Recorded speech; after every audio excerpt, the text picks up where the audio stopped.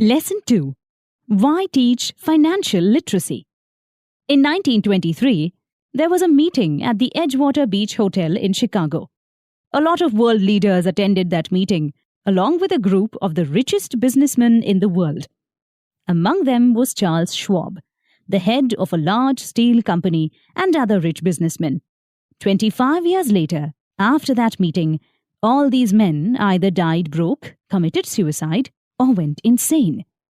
People care so much about making money that they forget to receive an education that teaches them how to keep it. It's never about how much money you make, as much as it's about how much money you keep.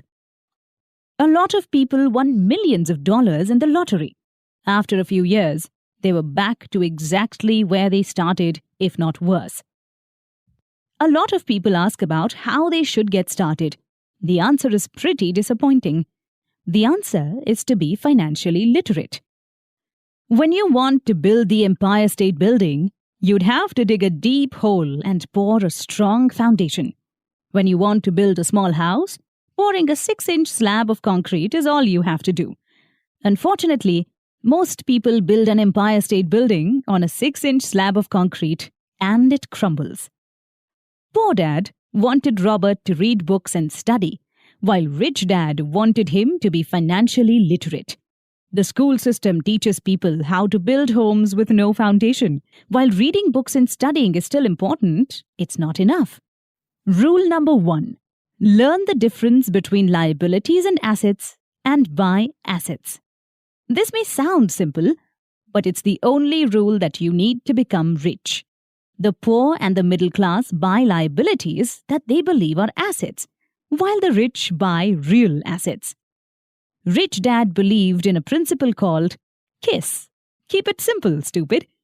He kept it simple for our author and his friend, Mike. That's what made them build a strong foundation. The simplicity of the teaching, there's a reason why everyone is not rich, is simple. The simplicity of it is why no one thinks about it. People think they know the difference between literacy and financial literacy. Most people only understand being literate.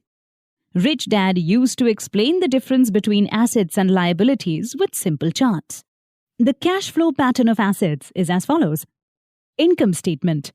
The income statement is sometimes known as the profit and loss statement.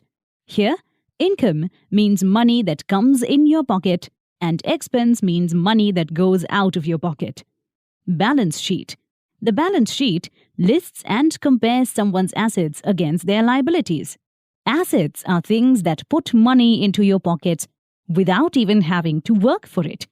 For example, if you buy a house and rent it to others, that rent could pay for the house loan and still put money in your pocket.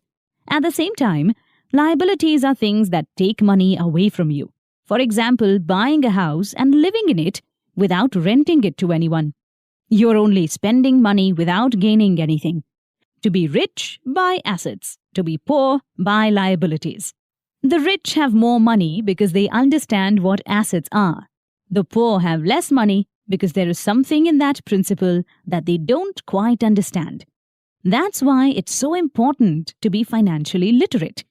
When looking at the income of families who work really hard, their cash flow history usually shows that they work hard and earn good money. When it is spent, however, the money is spent on several liabilities, and there is nothing left over to be put into gaining assets. Another chart Rich Dad showed the boys showed them the cash flow of the middle class. In this chart, we see that the middle class has nothing in their assets column, and the only thing that increases their income is their salary. However, when we look at their expense category, the middle class loses most of their money to rent or a mortgage, taxes, and everyday expenses. That's how the middle class spend their money, and if they continue to do so, they'll forever stay middle class. They may even have less money in the future because they are spending their money on liabilities such as mortgage, car loans, house loans, and credit card fees. Poor people, on the other hand, do not buy liabilities, but they don't buy assets either. They only earn money from their salary and they spend it on daily living expenses. For example, a man in the poor class makes $1,000. He pays $300 for his small house rent, $200 for transportation, $200 as taxes, and $200 for food and clothes. After paying for all this, he is left with nothing. Sometimes he may have to borrow money, which puts him in more debt. The rich use their assets to generate money without having to work. For example, the rich buy a house with a loan and then rent it to other people. On a small scale, they pay $1 for the loan installment per month, and then they have someone in the house that pays $2 for rent. This way, when they get the money from the rent, they can pay the $1 for the loan installment and still make a profit. They can make this money without having to work a 40-hour week. The real difference between poor dad and rich dad was their mentality. How they decided to handle their money was different and set them on different financial paths.